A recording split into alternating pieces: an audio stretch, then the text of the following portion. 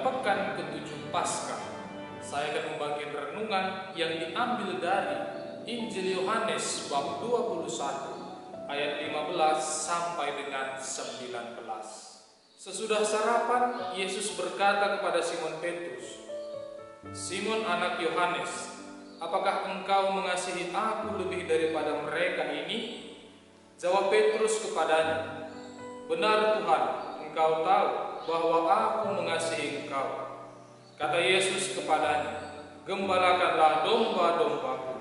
Kata Yesus pula kepadanya, untuk kedua kalinya, "Simon anak Yohanes, apakah engkau mengasihi aku?" Jawab Petrus kepadanya, "Benar Tuhan, engkau tahu bahwa aku mengasihi engkau." Kata Yesus kepadanya, "Gembalakanlah domba-dombaku." Kata Yesus kepadanya untuk ketiga kalinya, "Simon anak Yohanes, apakah engkau mengasihi aku?" Maka sedih hati Petrus karena Yesus berkata untuk ketiga kalinya, "Apakah engkau mengasihi aku?" Dan ia berkata kepadanya, "Tuhan, engkau tahu segala sesuatu.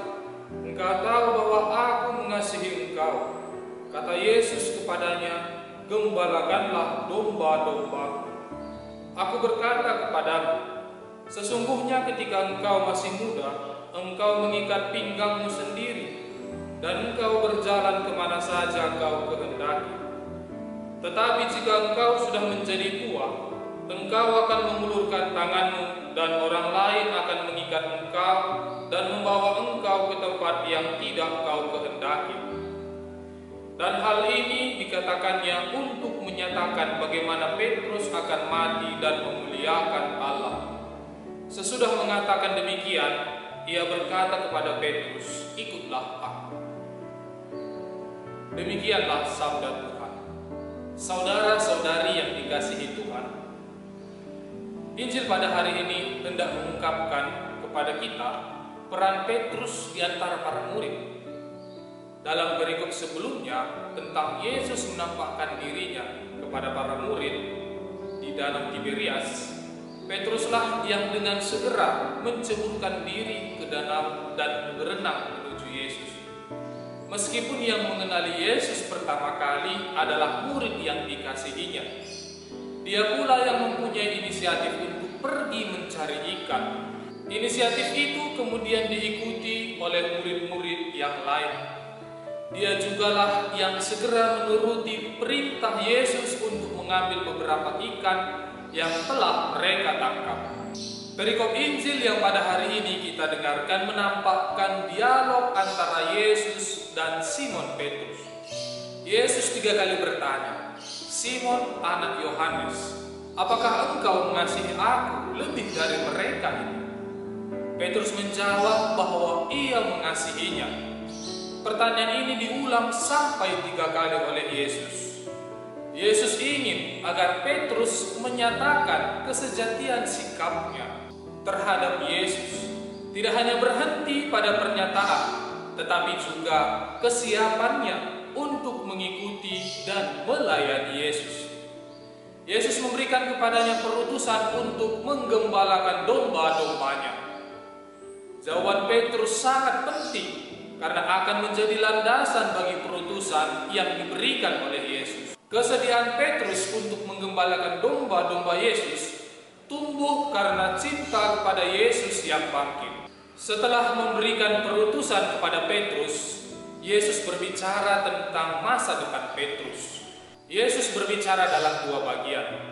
Pada bagian pertama, Yesus berbicara tentang masa lalu Petrus, yaitu mengikat pinggang sendiri, di mana ia berjalan kemana ia kehendaki.